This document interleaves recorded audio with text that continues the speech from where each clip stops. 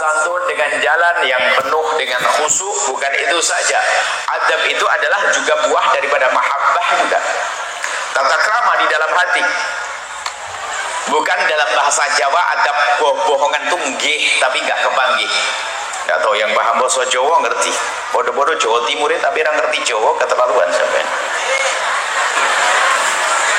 Nggih tapi gak panggih. Kalau bilang nggih gak panggih itu iya tapi gak jalanin. Itu iya bohong. Sami'na wa asaina. Sami'na wa asaina. Iya tapi gak patuh. Ini musibah. Enggak apa mendurana apa? Ada istilah mendurana khusus? Harus ada dong. Mesti ada, hanya kita aja gak tahu. Ada orang kalau dengar iya tapi gak pernah dengar. Nah ini depan gurunya Masya Allah, wah, di depannya paling banyak melanggar. Kadzab, khianat dia.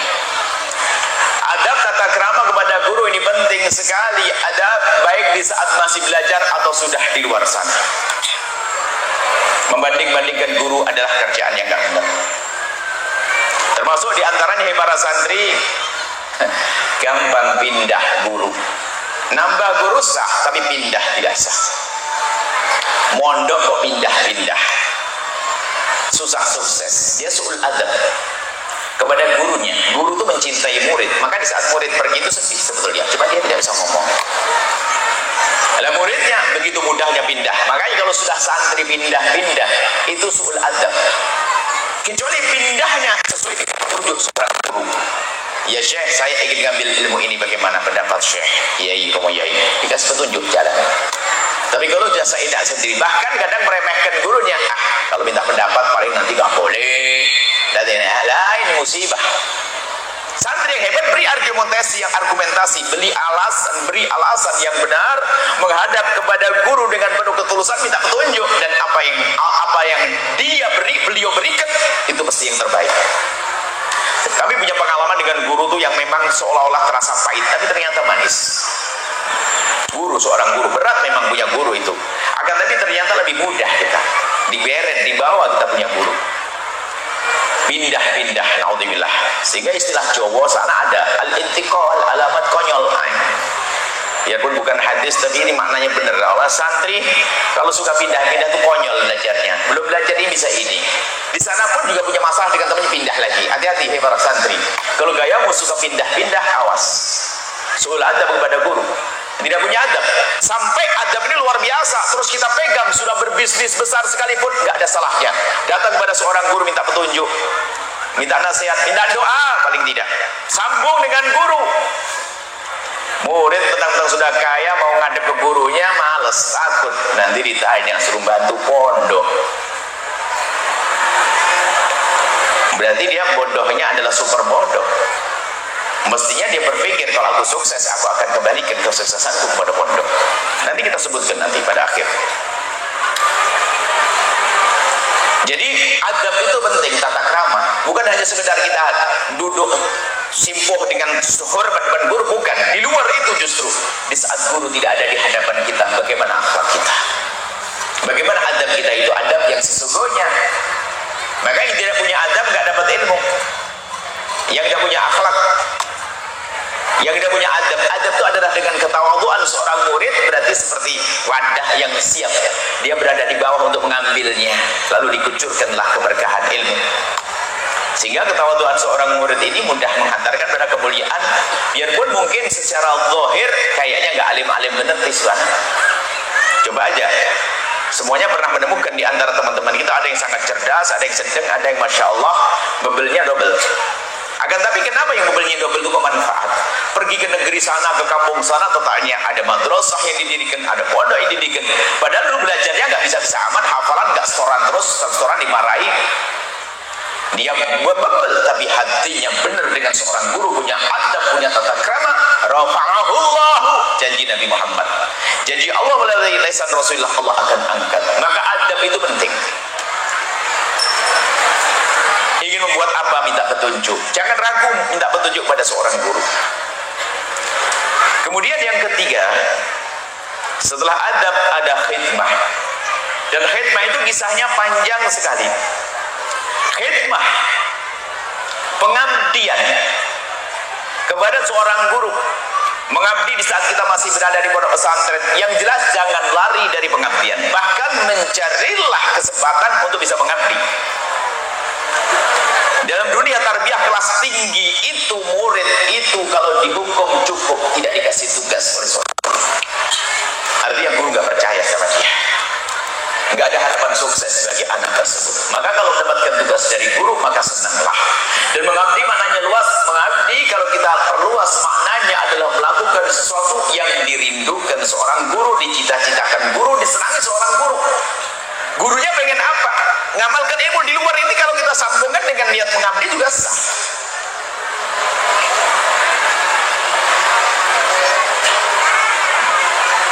Bahkan kalau seandainya, mohon maaf, demi berbuat karena Allah iya, tapi menyenangkan guru, berbuat karena guru juga bagian daripada ibadah, menyenangkan guru kok.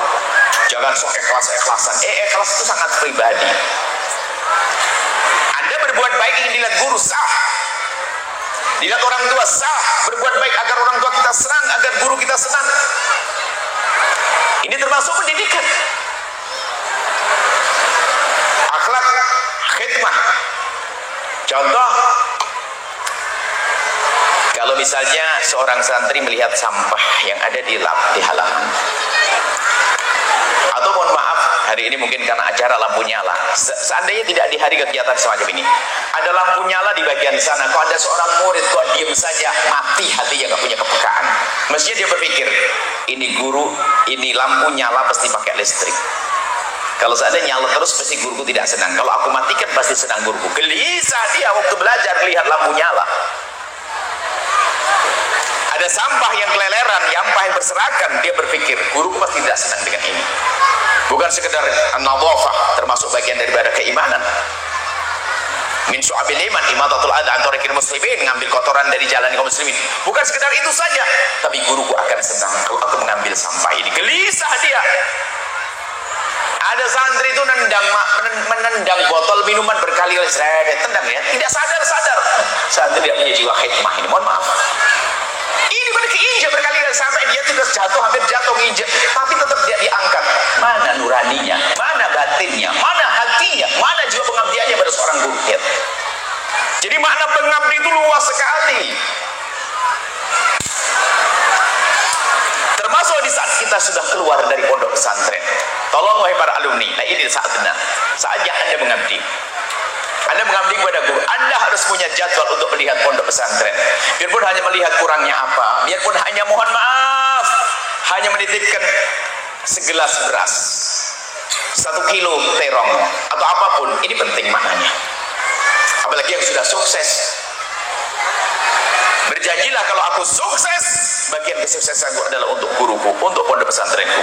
Itu pengabdian sesuai dengan keahliannya masing-masing. Mengabdi untuk guru.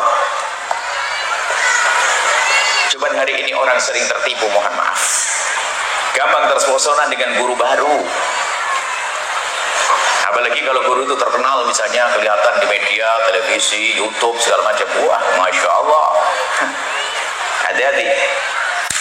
Yang sudah gampang kenal dengan guru-guru, mungkin ada ustadz, karena sekarang ada ustadz nasional, ada kan itu, meremehkan ustadz kampung yang innalillah.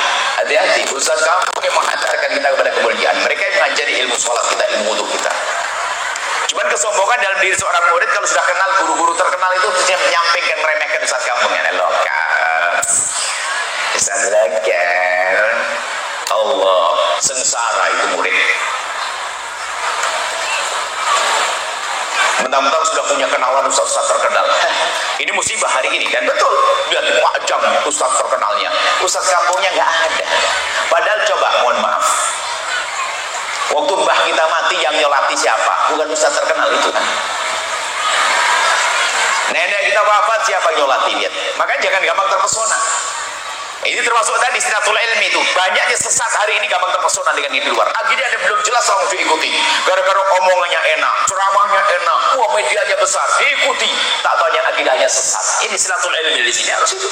Guru kita lupakan, guru kita tinggalkan. Ini gampang terpesona.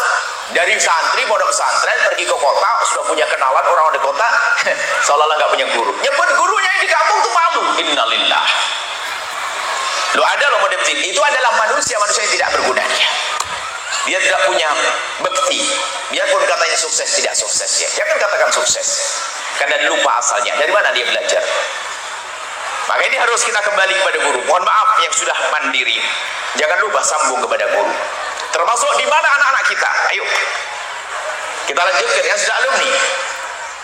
Anak Anda di mana? Anda pondokkan di mana? Sekolahkan di mana?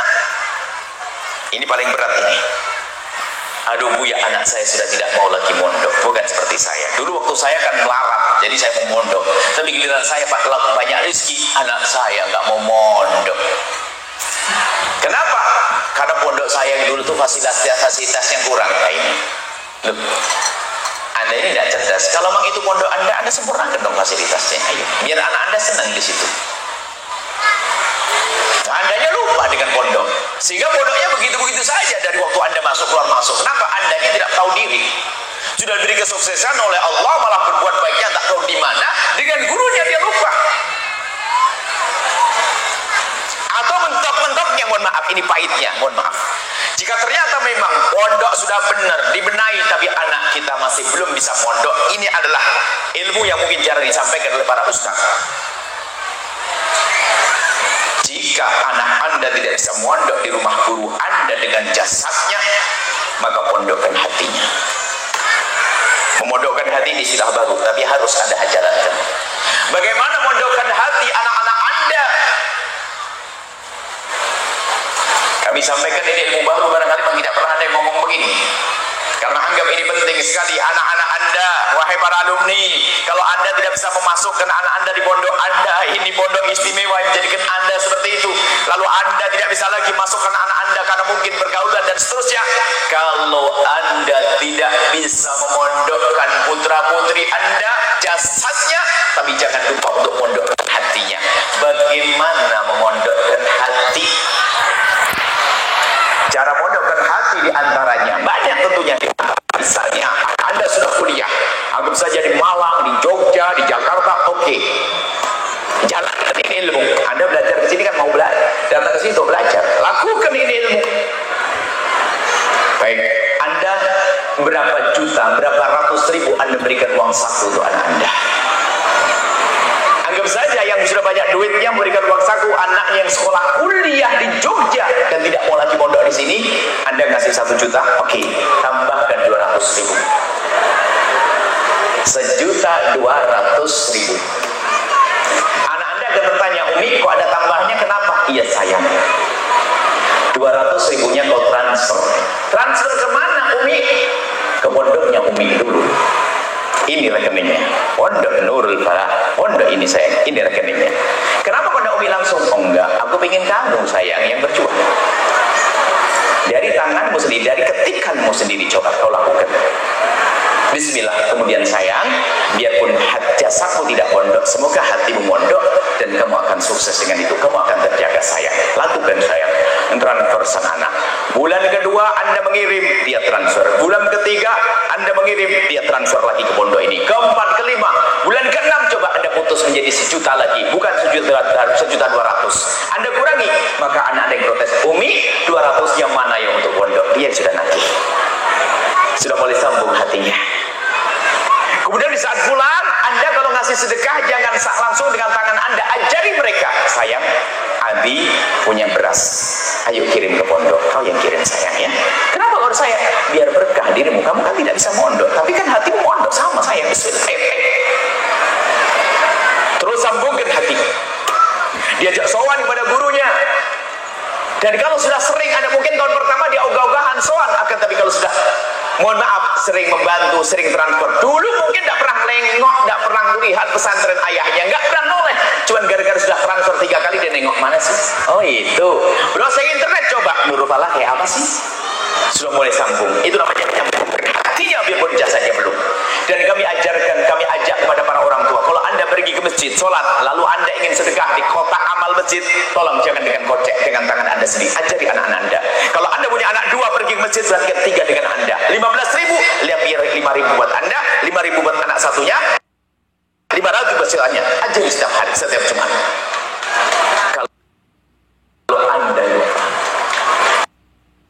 Kalau Anda lupa, dia yang ingatkan, Abi uangnya mana?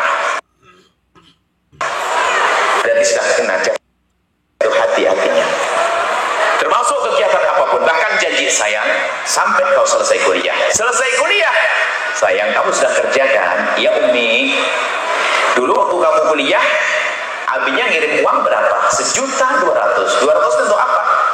Untuk pondok. Sekarang kamu sudah dapat kerjaan, minta dikirim sama abinya? Enggak dong, masa dikirim lagi sama abi, kan saya sudah kerja. Oke sayang, tapi 200-nya gimana? Ingatkan, saya akan lanjutkan Umi, dari gaji saya akan saya potong untuk pondok. Terus biarpun anak Anda belum sambung ke pondok pesantren, secara jasad ternyata hatinya sambung. Bahkan itu bisa lebih dahsyat lagi. Mungkin anak Anda menjadi pengusaha besar di Madura sini, ternyata biarpun dia seorang pengusaha, tapi hatinya dengan pondok pesantren. Ini adalah gambaran.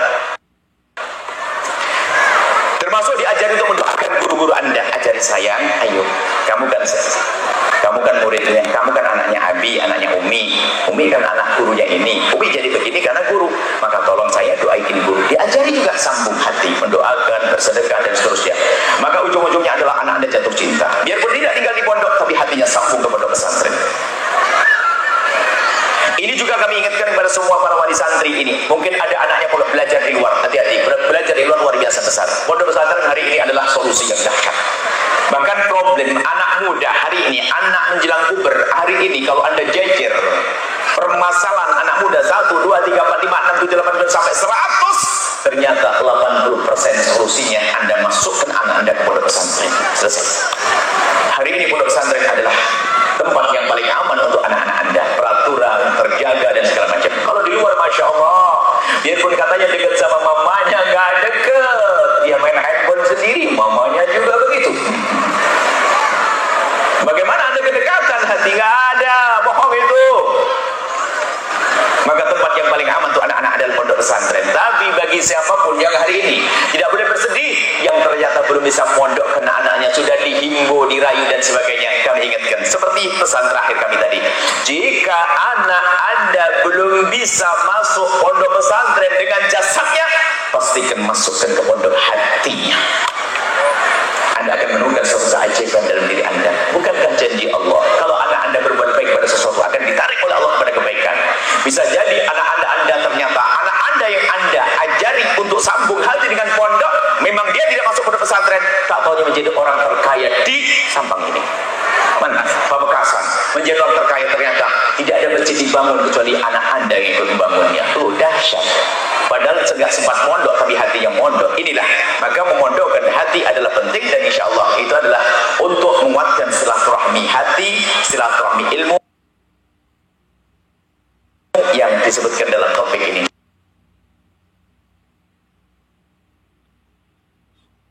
Insya Allah, nuhibbukum billah. Wallahu a'lam bishawab.